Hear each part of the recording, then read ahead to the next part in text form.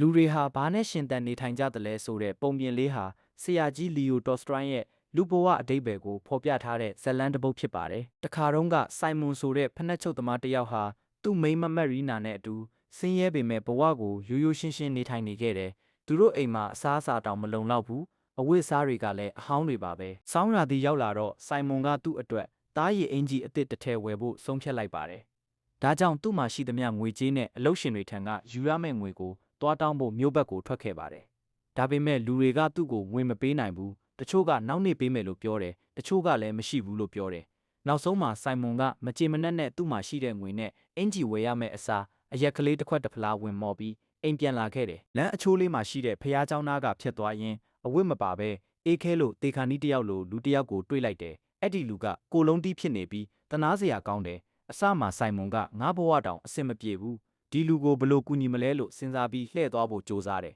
။ဒါပေမဲ့နောက်တစ်ခါပြန်ကြည့်လိုက်တဲ့အခါသူ့နှလုံးသားထဲမှာမေတ္တာစိတ်ပေါ်လာတယ်။ဒါကြောင့်သူကသူ့အဝတ်အစားတချို့ကိုချွတ်ပေးပြီးအဲ့ဒီလူကိုအိမ်ခေါ်လာတယ်။အဲ့ဒီလူကမိုက်ကယ်လို့ခေါ်ပါတယ်။အိမ်ရောက်တော့မက်ရီနာကဘယ်ကျေနပ်မလဲ။ငါတို့တောင်အစားအစာမလုံလောက်ဘူး။ဘာကြောင့်ကိုမသိတဲ့သစိမ်းလူကိုခေါ်လာတာလဲလို့စိတ်တူနေပါတယ်။ဒါပေမဲ့နောက်ဆုံးမှာသူမလည်းမိုက်ကယ်ကိုစားစရာပေးပြီးနေခွင့်ပေးလိုက်ပါတယ်။အဲ့ဒီအချိန်မှာမိုက်ကယ်ကပထမဆုံးအကြိမ်ပြုံးလိုက်တယ်။အချိန်တွေကြာလာတော့မိုက်ကယ်ကစိုင်မွန်နဲ့အတူဖက်နှက်ချုပ်အလုပ်ကိုတင်ယူပြီးအလုပ်ကောင်းကောင်းလုပ်တက်လာတယ်။သူကစကားမများပဲအမြဲတမ်းတိတ်ဆိတ်နေတတ်တယ်။ဒါပေမဲ့တခါတရံထူးဆန်းတဲ့အပြုံးတွေပြတတ်တယ်။တနေ့မှာချမ်းသာတဲ့လူကြီးတစ်ယောက်ရောက်လာပြီးတစ်နှစ်လုံးမပြတ်စည်းပဲအသုံးခံနိုင်မဲ့လဲရှည် boots ဖက်နှက်အထူကြီးတစ်စုံချုပ်ဖို့မှာတယ်။သူကအရန်တိတိကျကျပြောပြီးမပြတ်စည်းရင်ပတ်စံအများကြီးပေးမယ်။မကောင်းရင်အေးအေးယူမယ်လို့ချင်းချောက်သွားတယ်။စိုင်မွန်ကကြောက်နေတယ်။ဒါပေမဲ့မိုက်ကယ်ကထူးထူးခြားခြားတစ်ခါပြုံးခဲ့ပြန်တယ်။သူကဖက်နှက်ကိုအခြားပုံစံနဲ့ချုပ်တယ်။တကယ်တော့ boots ဖက်နှက်ကိုအခြားပုံစံနဲ့ချုပ်တယ်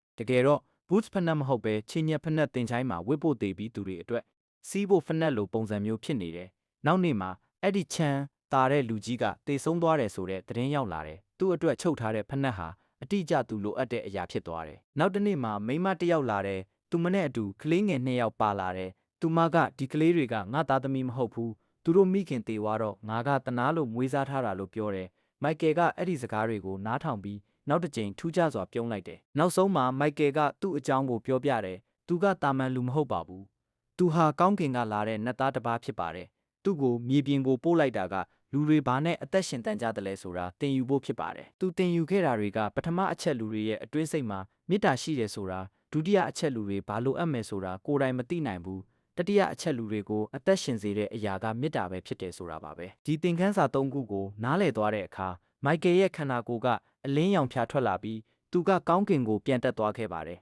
။စိုင်မွန်နဲ့မက်ရီနာတို့လည်းအဲ့ဒီအချိန်မှာလူဘဝရဲ့အမှန်တရားကိုနားလည်သွားကြပါတယ်။လူတွေဟာငွေကြေးနဲ့မဟုတ်ပဲမေတ္တာနဲ့ပဲအသက်ရှင်နေကြတာဖြစ်တယ်ဆိုတာကိုပေါ့။အဆုံးထိကြည့်ရှုနားထောင်ပေးလို့ကျေးဇူးအများကြီးတင်ပါတယ်။ဗဟုသုတတွေတိုးပွားကြပါစေ။